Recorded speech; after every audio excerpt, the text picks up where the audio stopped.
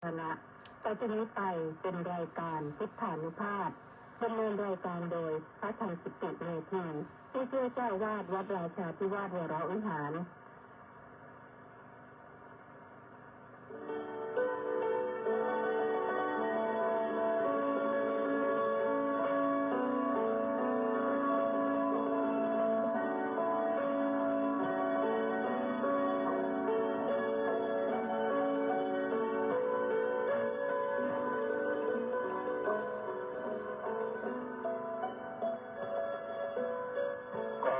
เชิญชวน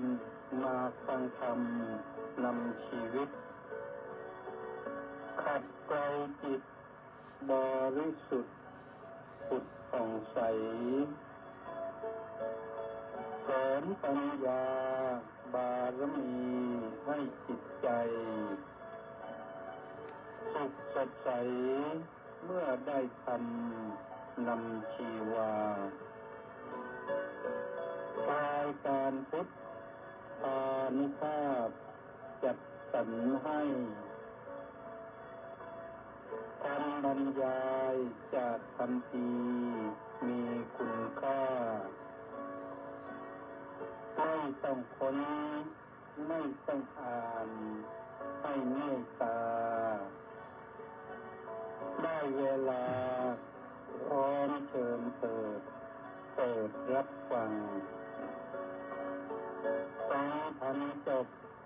แล้วสงบจิตสักครู่สำรวจดูจิตของตนก่อนทุกครั้งจิตว่างแล้วจักหลับได้ทรงพลังสุขสมหวังส่วนทุกท่านนิรันดร์เทิน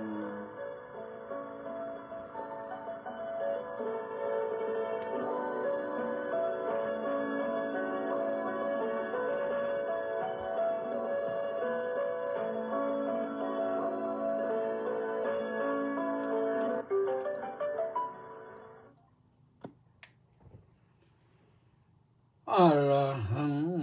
สัมมาสัมพุทโธภะคะวาพุทธังภะคะวันตังอภิวาเดมิ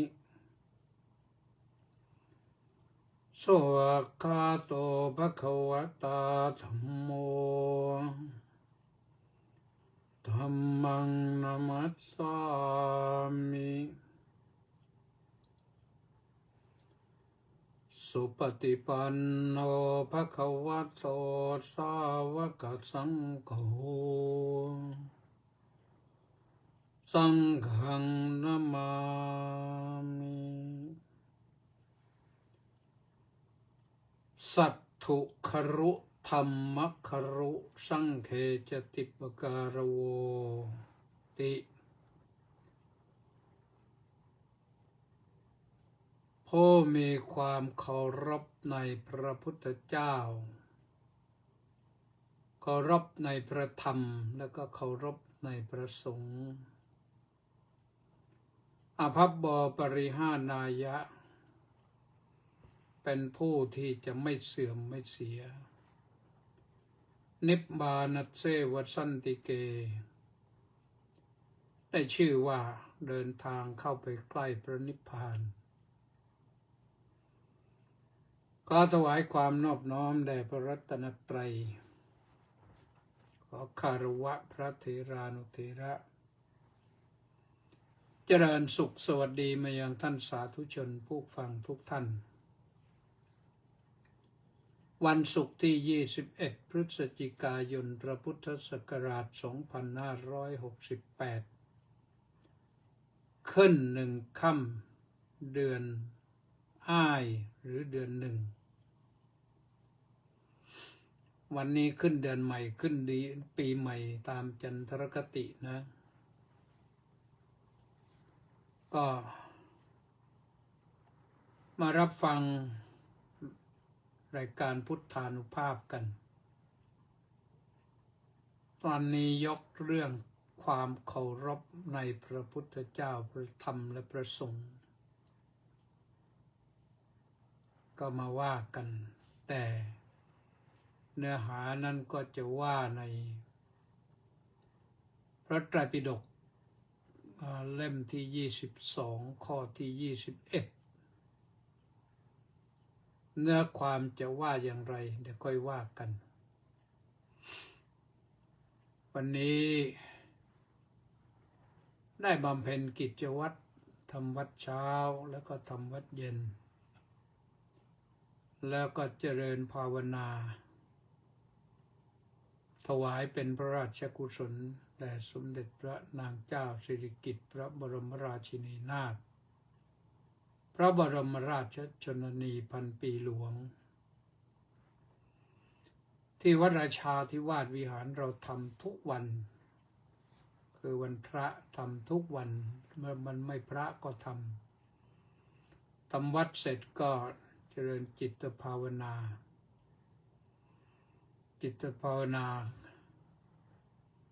เพื่ออุทิศบุญกุศลถวายเป็นพระราชกุศลและต่อจากนั้นก็แผ่ส่วนบุญส่วนกุศลให้แก่ท่านผู้อื่นทั้งหลายด้วยทำเป็นประจำวันนี้ก็ต้องขอคุณอนุโมทนากับคุณโยมพรทิพย์ดอกยิสุนถวายพัดลมมา4 เครื่องมาเปลี่ยนเครื่องเก่ามาใช้เครื่องใหม่เลยวันนี้ส่งน้องมาติดตั้งให้เรียบร้อยแจ้งไงก็มาช่วยเลื่อนแอร์ใต้พระตำหนักพระบาทสมเด็จพระจอมเกล้าให้ด้วยก็เป็นอันว่าจัดการเรียบร้อยพัดลมที่โยมถวายมาก็ติดตั้งเรียบร้อยไปทดลองแล้วใช้ได้นะผู้มาติดตั้งก็คือลูกศิษย์เฉลิมชนอัครพงษ์พันธ์ก็อยู่ในช่างแอร์ติดช่างระดับอินเตอร์นะติดแอร์ห้างสรรพสินค้าส่วนมากห้างใหญ่ๆไม่รู้ห้างอะไรบ้างถามแล้วลืมแล้วแต่ก็ทำเนี่ยติดแอร์เล็กแอร์ใหญ่ทำทั้งอันนี้มาทำถวายต้องขออนุโมทนาด้วยมีลูกน้องอีก2 คนมาช่วยกันติดตั้งเสร็จเรียบร้อยวันนี้น้องสาวสมศรีก็ส่งพัสดุมาให้2 กล่องรู้แล้วแหละว่ากล่องใหญ่นะเป็นกับข้าวก็แต่ว่ายังไม่ได้เปิดกล่องเพราะว่ามาถึงช่วงบ่ายๆแล้วก็เลยยังอยู่ในกล่องเรียบร้อยส่วนว่าอีกกล่องหนึ่งก็เป็นสมุนไพรบรเพชรหลวงปู่ท่านปรารภในพระอุโบสถตอนทำวัดเสร็จ2-3 วันแล้วก็อยากจะเคี้ยวบรเพชรที่จริงก็ที่วัดก็มีบรเพชรแต่ท่านปรารภในพระอุโบสถหลังทำวัดเสร็จก็เลยไม่มีใครเอาให้ถวายตอนนั้นเราเองก็ไม่รู้ว่าที่วัดมันมีเถาบรเพชรอยู่ก็เลยโทรไปถามน้องสาวว่าหลังบ้านมีไหมก็บอกว่ามีก็เลยส่งมาให้หน่อยก็ส่งมาให้กล่องหนึ่งก็ฉันกันอิ่มแหละ ช่วงเย็นนี่ก็ให้พระลูกศิษย์นำไปถวายแล้วไม่ได้ไปถวายเองดูแล้วก็ล้างมาเรียบร้อยทำความสะอาดมาเรียบร้อยก็คงจะฉันกันเป็นเดือนนะแต่สั่งพระไว้ว่าเอาไปปักที่ใต้ต้นไม้บ้างเพื่อให้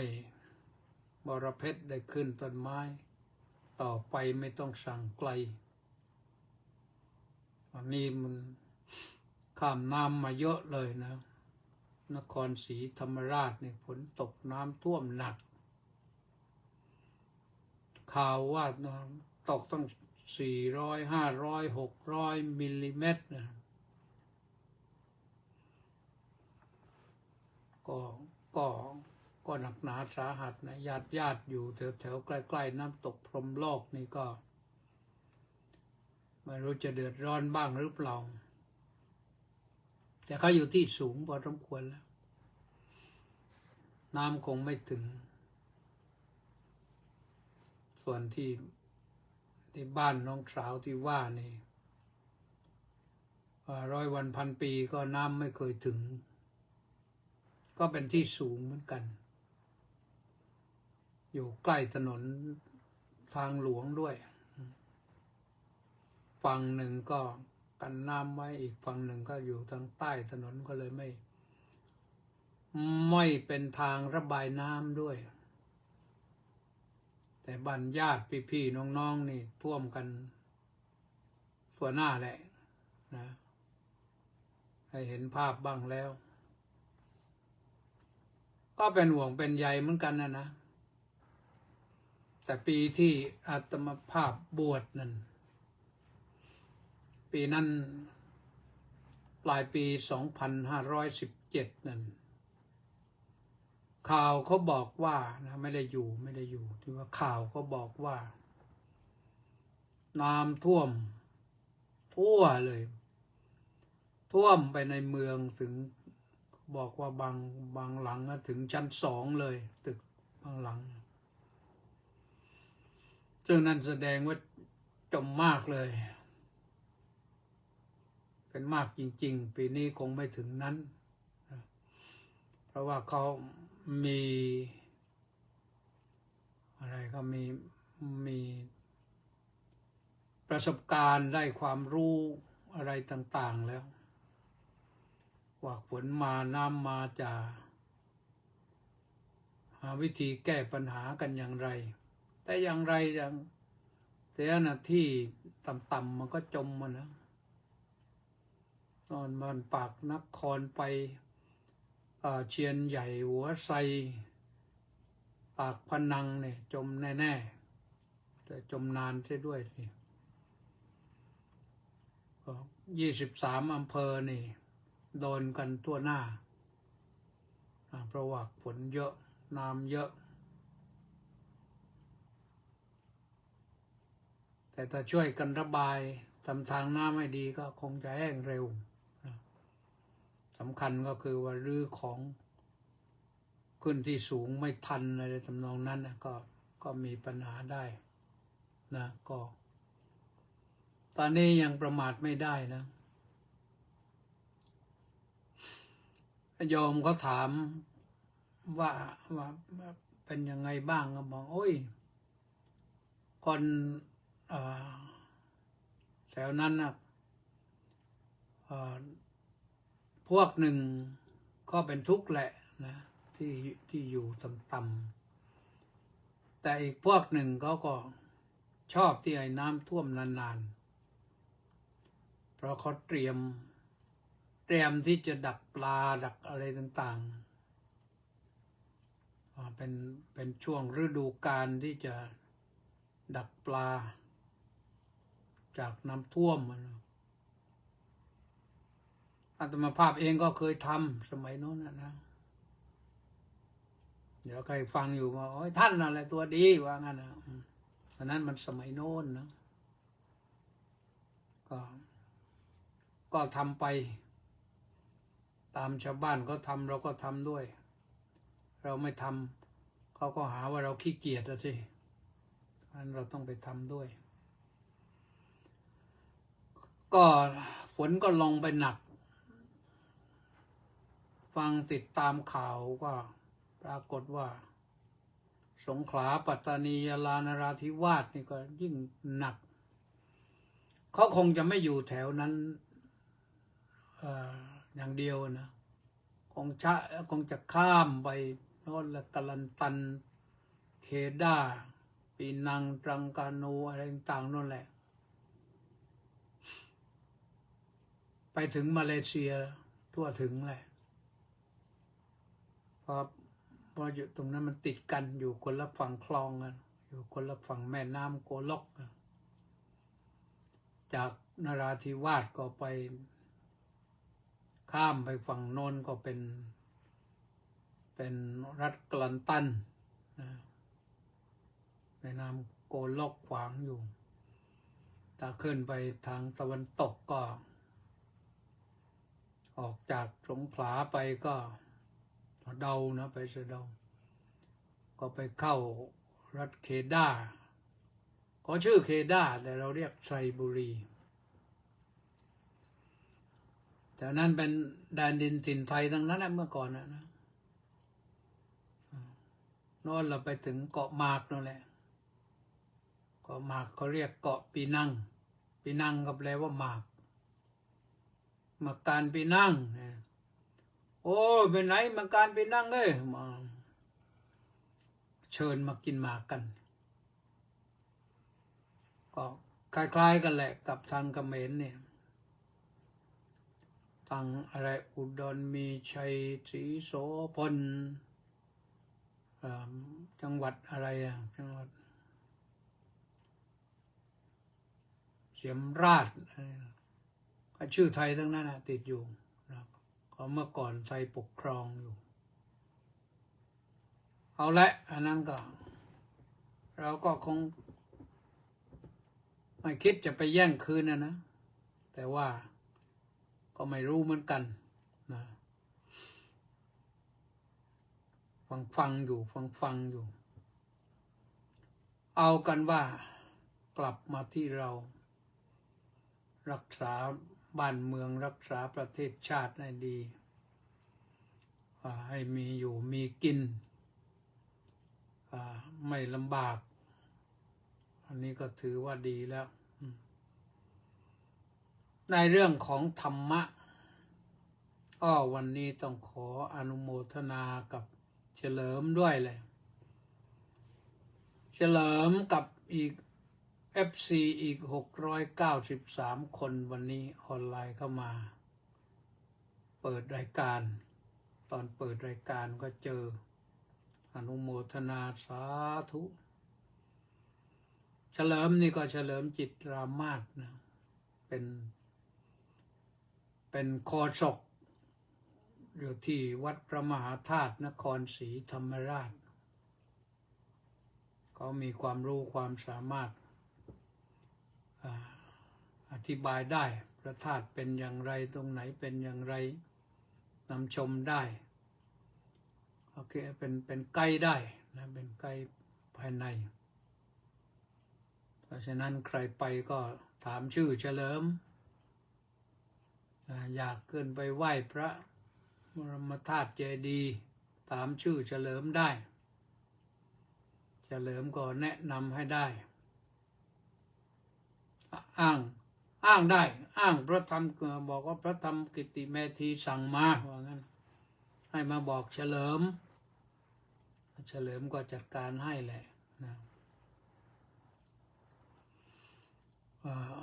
เอาแล้วนะวันนี้ก็ท่านใดที่ฟังวิทยุพลหนึ่งอยู่ใครที่ฟังวิทยุเสียงธรรมจากชาวพุทธวิทยุพระพุทธศาสนาและสังคมทั้งที่นครศรีธรรมราชที่สุพรรณบุรีที่เชียงใหม่แล้วก็ที่ติดตามชมอยู่ทาง Facebook ไลฟ์ก็จะเข้าเรื่องแต่ว่าเข้าเรื่องนั้นก็บอกว่าขอแจ้งว่า แชร์บ้างนะแชร์บ้างกดไลค์บ้างกดแชร์บ้างกดติดตามบ้างมากๆก็เป็นกำลังใจของผู้บรรยายเหมือนกันนะได้แฟนเพจมากๆแฟนคลับมากๆก็ดีนะไม่แชร์ก็คอมเมนต์มาบ้างว่าเป็นอย่างไรนี่ท่านสว.กำพลผู้มณีเนี่ยมาแล้วนี่กราบนมัสการในวันศุกร์นี้ครับผมว่างั้นท่านสว.เข่าดีขึ้นแล้วยังไม่รู้นะก็ขอให้หายวันหายคืนนะเป็นผู้ที่เป็นกำลังสำคัญในการที่เราไปเรียกร้องให้ตั้งกระทรวงพระพุทธศาสนาและวัฒนธรรมแต่ว่าสมาชิกสภานิติบัญญัติท่านให้เพียงแค่สำนักงานพระพุทธศาสนาแห่งชาติก็ได้ก็เอานะดีกว่ากลับมือเปล่าเหตุที่ต้องขอตอนนั้นเพราะว่าเขายุบกรมการศาสนา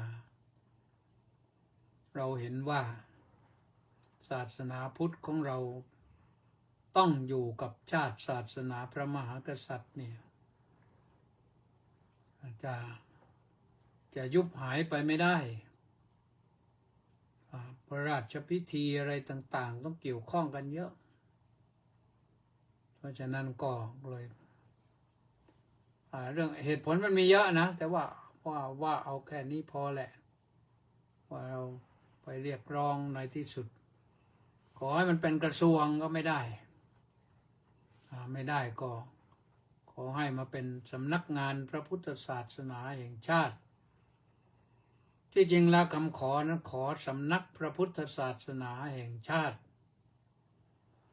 ได้เทียบเคียงกับสำนักพระราชวังสำนักราชบัณฑิตสำนักพระคลังข้างที่เราเป็นสำนักพระพุทธศาสนาแห่งชาติแต่ในคณะสภานิติบัญญัตินะเขาบอกไม่ได้มันต้องมีสำนักงานพระพุทธศาสนาแห่งชาติเอาท่านจะขอสักคำก็ได้เติมไปเลยนะเพียงคำเดียวนั้นแหละต้องโต้กันตั้งนานนะผู้ที่ไปวิ่งสุดๆก็มีหลายท่านแหละนะท่านสว.ตอนนั้นสว.บุญเลิศไพรินทร์สว.กำพลผู้มณีบุญเลิศก็จะเชิงเซาสว.กำพลผู้มณีก็ปราจีนบุรีนะเอาแล้วว่าตอนนี้ก็ยังเห็นหน้าค่าตากันอยู่ยังได้ยินชื่อกันอยู่อนุโมทนาสาธุนะก็เป็นนั้นว่าบอกกล่าวกันแล้วเรื่องราวต่างๆบอกกล่าวอีกอย่างหนึ่งวันที่12 ธันวาคมวันปัญญาสัมมวานแห่งสมเด็จพระนางเจ้าสิริกิติ์พระบรมราชินีนาถพระบรมราชชนนีพันปีหลวงวัดราชาธิวาสก็วิหารก็จะบอกญาติบอกโยมพระพร้อมบำเพ็ญกุศลอุทิศถวายแล้วก็ท่านใดที่เป็นชาววัดราชานะไปร่วมบุญได้นะมันวันที่12 ธันวาก็ใกล้เข้ามาเรื่อยๆแล้วนะคิดว่าร่วมกับโรงเรียนนะร่วมกับโรงเรียนเพราะโรงเรียนก็พร้อมอยู่เหมือนกันแต่เราทำที่ศาลาการประเรียนให้มันยิ่งใหญ่กว่านะทีนี้ก็เข้าสู่โหมดข้อธรรมะนะมันนี่เรื่องของ คารวะสูตรนะเริ่มต้นมาที่ตะกี้สัตถุคารุธรรมคารุผู้เคารพหนักแน่นในพระศาสดาผู้เคารพหนักแน่นในพระธรรมสังฆจติปการโวและผู้มีความเคารพแก่กล้าในพระสงฆ์สมาธิคารุอาตาปีผู้มีความเพียรหนักแน่นในสมาธิสิกขายติปการโวมีความเคารพแก่กล้าในไตรสิกขาอัปปมาดคารุภิกขุผู้เห็นภัยหนักแน่นในความไม่ประมาทปฏิสันทารการโว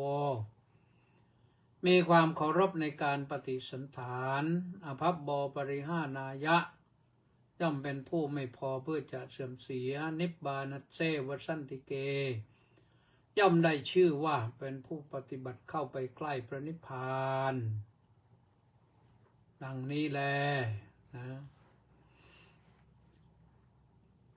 ปฏิสันฐานคืออะไรปฏิสันฐานนั่นคือธรรมปฏิสันฐานการต้อนรับขับสู้ด้วยสัมมาวาจาด้วยปิยวาจาไม่ว่าใครทั้งนั้นต้องต้อนรับกันด้วยสัมมาวาจาแล้วถึงจะดีนะสัมมาวาจานี่ก็มีพร้อมนะหนึ่งคำที่ต้อนรับด้วยการกล่าวคำที่มันเป็นจริงกันต้อนรับด้วยคำพูดที่เป็นสมานสามัคคีกันต้อนรับด้วยคำพูดที่ไพเราะอ่อนหวานและต้อนรับด้วยคำพูดที่เอื้อประโยชน์แก่กันนี่เป็นชื่อว่าเป็นสัมมาวาจานะทีนี้ความเคารพในพระสูตรนี้คารวะสูตรนี้นะทรงแสดงไว้ว่าข้อที่ภิกษุไม่มีความเคารพไม่มีความยำเกรงไม่มีที่ยำเกรงไม่มีความประพฤติเสมอในเพื่อนพรหมจรรย์คือผู้ประพฤติปฏิบัติธรรมด้วยกันนะจักบำเพ็ญธรรมคืออภิสมาจาริกวัตรอันหมายถึงวัดที่จะต้องประพฤติให้ดียิ่งขึ้นยิ่งขึ้นยิ่งขึ้นอภิสมาจารนะดียิ่งขึ้นทำอย่างนั้นให้บริบูรณ์บริสุทธิ์บริบูรณ์นั้นไม่ใช่ฐานะที่จะมีได้เลยนะเมื่อไม่มีอภิสมาจาริกวัตรก็จะปฏิบัติธรรมให้ดีขึ้นให้บริบูรณ์ขึ้นมันไม่ได้เพราะฉะนั้นต้องมีนะเพราะมีแล้วก็จะมีอย่างนั้นแล้วก็จะมีศีลแล้วก็มีสิทธิแล้วก็มีสมาธิถ้าไม่มีก็เท่ากับว่าไม่เคารพนะไม่เคารพผู้ที่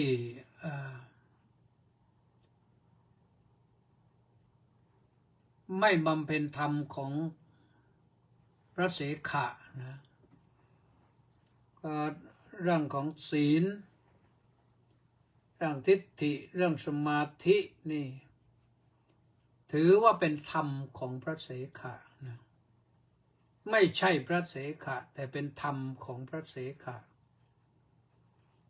ศีลเนี่ยศีลห้านี่แหละศีลของพระเสขะ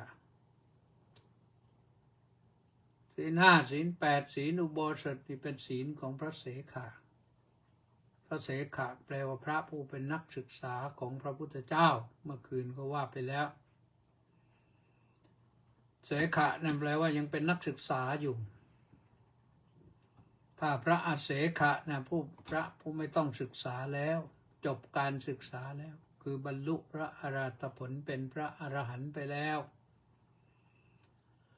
ดำรงชีวิตอยู่เพื่อประโยชน์แก่ชาวโลกอย่างเดียวท่านไม่แสวงหาประโยชน์เพื่อตนแล้วเรียกว่ากตังกรณียังกิจที่จะทำเพื่อประโยชน์อันใดประโยชน์กิจนั้นท่านได้ทำเสร็จแล้ว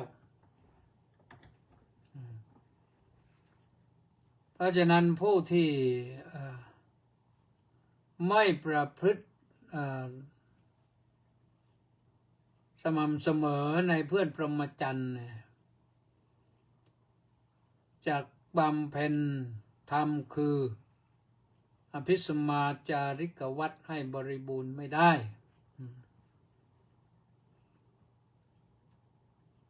เมื่อทำอภิสมาจาริกวัตรให้บริบูรณ์ไม่ได้จะบำเพ็ญธรรมของพระเสขะไม่ได้มันไม่ใช่ฐานะนะแปลว่ามีไม่ได้ผู้ไม่บำเพ็ญธรรมของพระเสขะนะก็จะรักษาศีลให้บริบูรณ์ไม่ได้เพราะคนพวกนี้ก็ไม่เชื่อแล้วนะศรัทธามันไม่มีแล้วก็ไม่ใช่ฐานะที่จะมีได้คนประเภทอย่างนั้นจะมารักษาศีลอยู่ไม่น่าเชื่อถือไม่น่าได้ไม่น่าเป็นได้พระพุทธเจ้าบอกว่าอัตถานังโคมีไม่ได้เลยนะและคนที่ไม่รักษาศีลในบริบูรณ์เนี่ยสัมมาทิฏฐิจะเกิดขึ้นไม่ได้สัมมาทิฏฐินี่ต้องมีศีลสมบูรณ์มีศีลสมบูรณ์แล้วก็ไม่ได้หมายความว่าทิฏฐิจะบริสุทธิ์นะเป็นถูกต้องหมดแต่ก็เข้าทางนะเข้าทางเมื่อทิฏฐิสัมมาทิฏฐิไม่ได้บำเพ็ญสัมมาทิฏฐิสมาธิก็เกิดไม่ได้ไม่ใช่ฐานะเลยนะก็ต้องให้ทิฏฐิพร้อมสมาธิจึงจะเกิดขึ้นดีได้สมาธิไปได้ราบรื่นเพราะฉะนั้นท่านสาธุชนทั้งหลายบางท่านบางคนก็คิดว่าโอ้ยรักษาศีลไม่รู้รักษาอย่างไรเราทำมาหากินจะไปรักษาศีลอยู่ได้ยังไงแล้วอะไรเลยโยมศีลไม่ใช่เครื่องขัดขวางการทำมาหากินนะศีลเป็นสิ่งที่ส่งเสริมด้วยส่งเสริมให้ทำมาหากินราบรื่นเว้นแต่ว่าคนที่ทำอย่างใดอย่างหนึ่งถ้าคนที่รักษาศีลข้อหนึ่งไม่ได้เนี่ยคือต้องฆ่าสัตว์นะชีวิตนี้ท่านต้องฆ่าสัตว์นะเพราะนั้นรักษาศีลข้อหนึ่งไม่ได้ก็รักษาศีลข้อสองข้อสามข้อสี่ข้อห้าที่โยมนะพอได้สี่ข้อแล้วสักพักหนึ่งเกิดความรู้สึกขึ้นว่าแล้วข้อหนึ่งไว้ทำไมเราก็รักษาเสียด้วยก็ได้นะเพราะว่าที่พูดอย่างนี้ก็เพราะว่าอย่างชาวประมงอย่างเนี้ยหรือชาวที่เขาค้าขายสัตว์เป็นอย่างเนี้ยจะเอาไปทำอาหารหรือไปทำอะไรก็แล้วแต่แหละที่ในที่สุดแล้วสัตว์ก็จะต้องถูกฆ่าอันนั้นท่านเว้นไม่ได้ท่านเว้นไม่ได้ก็รักษาศีลไม่ได้ ก็สำคัญก็คือเมื่อรักษาศีลไม่ได้ จะทำสัมมาทิฏฐิให้เกิดขึ้นบริบูรณ์นั้นมันก็ยังไม่ได้ อัตถานังนะไม่ใช่ฐานะที่จะเป็นได้ อันนี้เรานึกต้องนึกภาพว่าคนในโลกนี้เขาว่าคนในประเทศไทยนี่แหละที่เขาไปทำอย่างนั้นอยู่กี่คนอาชีพที่ต้องไปฆ่าสัตว์อย่างมีกี่คนเมื่อเปรียบเทียบกันว่าคน60 กว่าล้านแล้วนะ60 กว่าล้านคนเนี่ยคนไปทำเหล่านั้นก็ไม่กี่คนหรอกนะสมมติว่า5 ล้านคนนะก็ยังเหลืออีกตั้ง60 ล้านคน60 ล้านคนในรักษาศีล4 ข้อได้ทุกคนศีลข้อ2 ข้อ 3 ข้อ 4 ข้อ 5นี่ได้ทุกคนเนี่ยแล้วก็คนรักษาศีลอย่างนี้แล้วก็ไม่เสียพลังงานคนเหล่านั้นมีพลังงานในตัวสมบูรณ์สามารถที่จะประกอบอาชีพให้เกิดความเข้มข้นเจริญก้าวหน้าได้บ้านเมืองก็จะได้พัฒนาน่าอยู่ขึ้นนะน่าอยู่ขึ้นเยอะเลยนี่ฟังข่าวมานะจริงเท็จไม่รู้เขาบอกว่าเหตุผลหนึ่งประเทศไทยที่นักท่องเที่ยวน้อยลงโดยเฉพาะนักท่องเที่ยวจากจีนเนี่ยน้อยลงมากๆเหตุผลอย่างหนึ่งเพราะคนของเราไปทำร้ายเขาคนจีนถูกฆ่าบ้างอะไรบ้างถูกปล้นถูกชิงทรัพย์ถูกอะไรต่างๆเพราะฉะนั้นข่าวนี้มันไปถึงเมืองจีนพอไปถึงเมืองจีนคนจีนก็เลยไม่กล้ามาเมืองไทยสิทั้งที่คนที่ไม่ได้ไปทำอย่างนั้นมีเยอะแยะแต่เราไม่สามารถป้องกันได้ว่าอย่าให้คนของเราไปทำร้ายเขาเนี่ยคนชาติอื่นเขาก็กลัวเหมือนกันแหละนะไม่ใช่เฉพาะคนจีนแล้วก็ที่เขาจะต้องเที่ยวนี่มันไปได้เยอะในโลกนี้มันมีตั้งเกือบ200 ประเทศจำเป็นอะไรที่ต้องมาเมืองไทยเท่านั้นหรอถ้าก็อยากเชิญชวนนะเราก็อยากไปเที่ยวประเทศอื่นเราไปแล้วเรากลับมาปลอดภัยนี่สบายคนประเทศอื่นก็อยากมาเที่ยวประเทศเราเหมือนกันนะมันได้เปลี่ยนแปลงการไปเที่ยวมันก็ได้เห็นสิ่งใหม่ในชีวิตนะได้เห็นสิ่งใหม่ในชีวิตไปให้ได้ความรู้จากประเทศอื่นนั้นก็ต้องมีไกด์นะไปเป็นกรุ๊ปเป็นทัวร์แล้วก็เป็นไกด์นำเที่ยวที่เขาจะแนะนำจะอธิบายว่าอันนี้มันคือนั่นมันคือนั่นมันคือนั่นอย่างเราไปอินเดียนี่คนไทยเราชาวพุทธเราก็ไปอินเดียกันส่วนมากไปอินเดียนี่ถ้าไปเองไม่มีไกด์นี่ไม่รู้อะไรเลย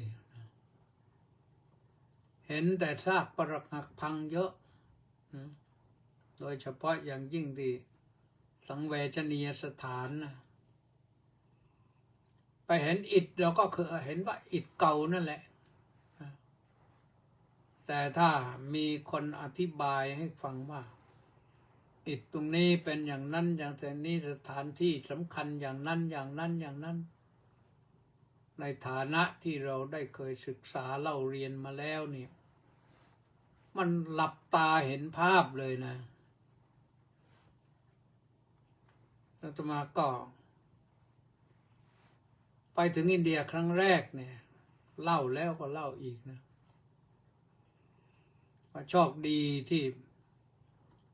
ลงจากเครื่องบินที่โกลกาตานะสมัยก่อนเขาเรียกกันกัตตานั่งรถไฟไปคืนหนึ่งเขาพาไปถึงโบสถ์คยานะพุทธคยาไปกับหลวงพ่อเปลี่ยนหลวงพ่อเปลี่ยนเชียงใหม่นะท่านมรณภาพไปแล้ววันก่อนไปเทศน์ให้ด้วยก็ปรากฏว่าไปไม่ได้รู้กันหรอกแต่หลวงพ่อเปลี่ยนท่านก็จัดพาญาติโยมไปนมัสการสังเวชนียสถานแล้วไกด์ที่มารับคณะนั้นก็เป็นไกด์ที่จะมารับเราด้วยก็เลยได้พลอยคณะไปได้ฟังไกด์เขาอธิบายว่าอย่างนั้นอย่างนั้นอย่างนั้นตรงนั้นโดยเฉพาะที่พุทธคยาเนี่ยประทับใจมากไปนั่งสมาธิก็สบายทำให้ได้เห็นหลายอย่างเนี่ยที่อยู่ในหัวเราที่สับสนอยู่เนี่ยอย่างสัตตมหาสถานอย่างเนี้ยเราก็ยังจำคลาดเคลื่อนนั่นบ้างนี่บ้างพอไปถึงครั้งเดียวโยมก็บอกว่าอันนั้นตรงนั้นอันนั้นชื่อนั้นอันนั้นอย่างนั้นจำติดตาติดใจมาถึงปัจจุบันนะตั้งแต่องค์พระเจดีย์แล้วไปถึงอนิมิสเจดีย์มาถึงรัตน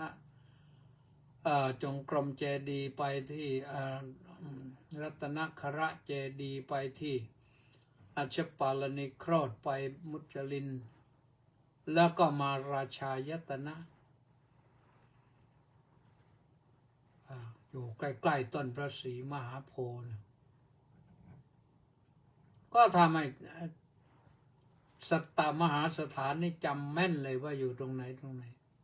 นอกจากนั้นแล้วก็ยังย้อนนำลึกขึ้นได้ด้วยว่าพระพุทธองค์ประทับอยู่ที่ต้นพระศรีมหาโพธิ์คืออย่างไรอนิมิสเจดีย์คือทำอะไรรัตนจงกรมเจดีย์คืออย่างไรรัตนคระเจดีย์ไปเสด็จไปนั่งทำอะไรอยู่พิจารณาทำอะไรเนี่ยทบทวนมาได้หมดเนี่ยเพราะไกด์เขานำถ้าเราไปเองเนี่ยก็เหมือนกับไปเห็นซากปรักหักพังธรรมดานั่นแหละอิฐเก่าๆไปเมืองราชคฤห์ก็ไม่รู้ไปนาลันทาก็ไม่รู้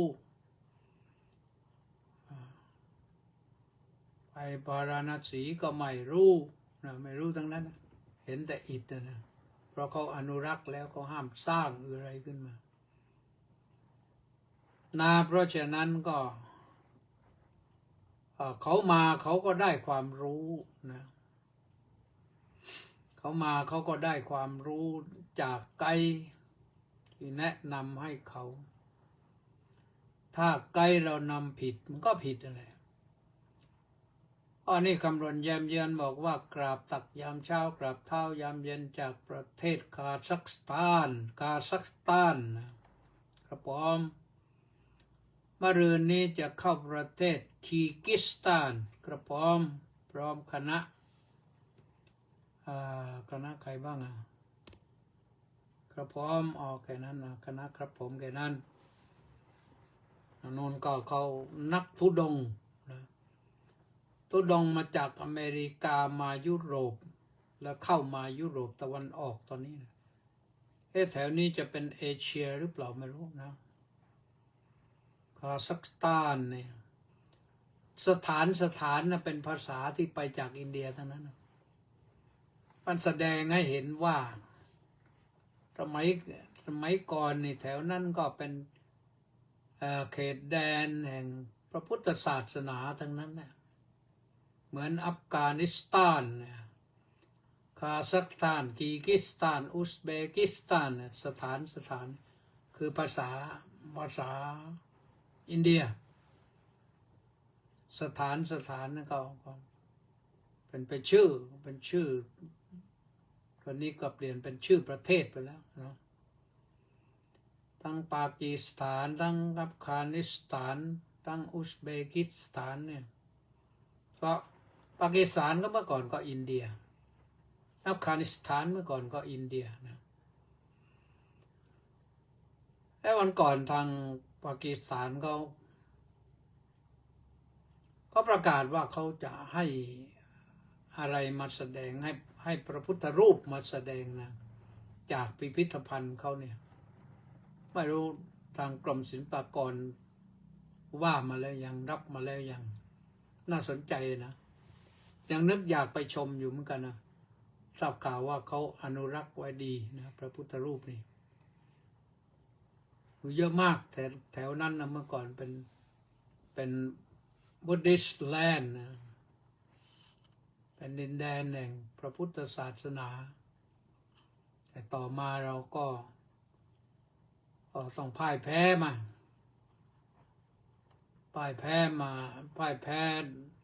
ลูกหลานของอะไรของใครของชาฮานของอะไรฮุมมายุนอะไรไม่ใช่แล้ว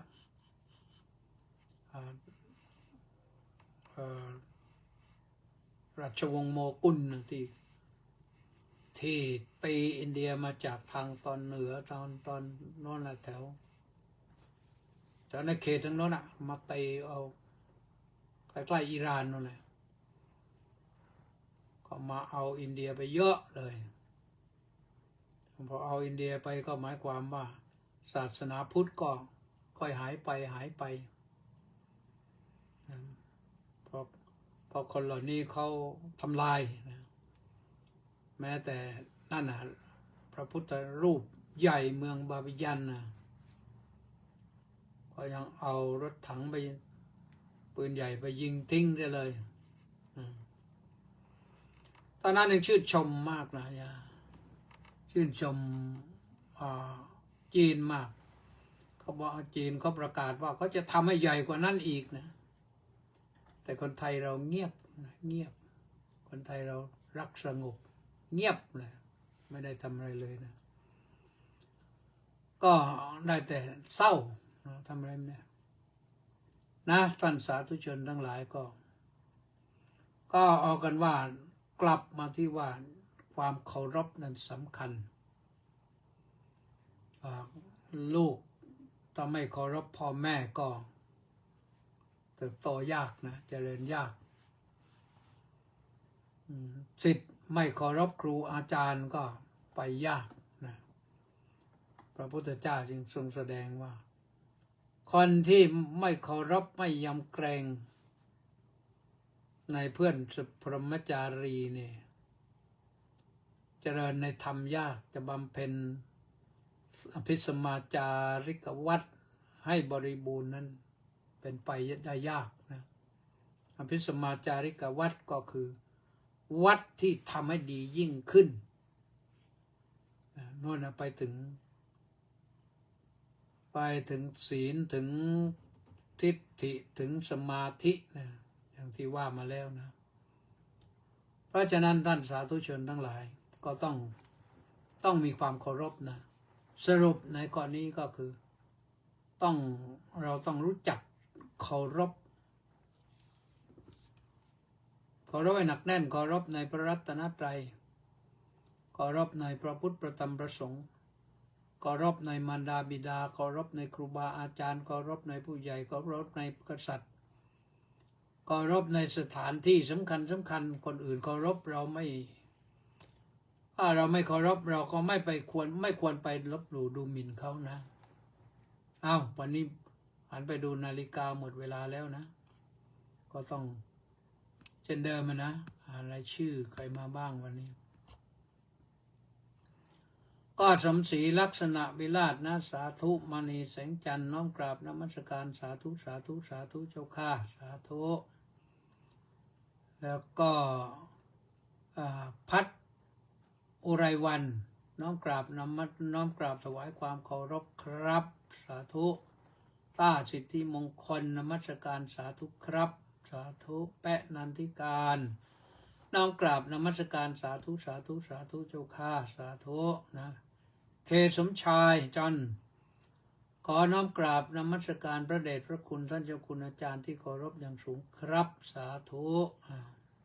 เล็กวังบุรพานุกูลแก้วสุขกราบสาธุครับสาธุเก็มเอ็นบนท่านกราบนมัสการเจ้าข้าสาธุสาธุสาธุเจ้าข้าสาธุ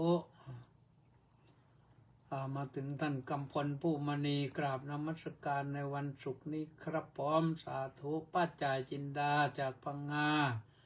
น้อมกราบสาธุสาธุสาธุเจ้าค่ะป้าจ่ายเป็นไงโดนน้ำท่วมหรือเปล่าเนี่ยไม่เห็นคอมเมนต์ไม่เห็นรายงานเลยนะสริตพองแต่สะบำรุงสาธุครับพระอาจารย์สาธุมอกโคนาโมเมบอกว่ากราบนมัสการสาธุเจ้าค่ะสาธุแม่ชีสมใจก็บอกว่าสาธุสาธุสาธุสาธุเจ้าค่ะสาธุแล้วก็ประสานเรืองดิษกราบสาธุสาธุสาธุครับสาธุลีลาวดีดอกสร้อยหายไป2 วันมาแล้วน้อมกราบนมัสการด้วยความเคารพอย่างสูงเจ้าค่ะสาธุกำรนเยี่ยมเยือนว่าไปแล้วมงคลจำปาเกษาสีสาธุสาธุสาธุสาธุมาแค่มงคลจำปาสาสีนะก็จบตอนนี้นะอ่านหมดแล้วไม่มีใครถามอะไรเลยก็ถือว่าฟังอิ่มเลยนะวันนี้ก็ชั่วโมงนึงนะในที่สุดนี้ก็ขออำนวยอวยพรนะด้วยอำนาจบุญกุศลที่ได้ติดตามสดับรับฟังธรรมะคำสอนของพระพุทธเจ้าฟังด้วยดีก็ย่อมได้ปัญญาก็ได้ปัญญาแล้วก็นำไปพิจารณาไตร่ตรองวิเคราะห์ให้ดีแล้วก็สังเคราะห์นำไปใช้ให้ธรรมะเกิดประโยชน์สูงสุดวันนี้ก็ให้หนักแน่นในความเคารพนะเคารพในบุคคลที่ควรเคารพในสถานที่ที่ควรเคารพในศาสนสถานที่ควรเคารพนะแล้วเราก็จะมีความสุขกายสบายใจห่างไกลภัยพิบัติอุปัตตวันตรายทั้งปวงวันนี้ขอความสุขความสวัสดีความเจริญในธรรมจงมีแด่ทุกท่านแล้วพรุ่งนี้ก็มาพบกันใหม่นะสั้นๆวันละ30 นาทีเสาร์อาทิตย์สวัสดี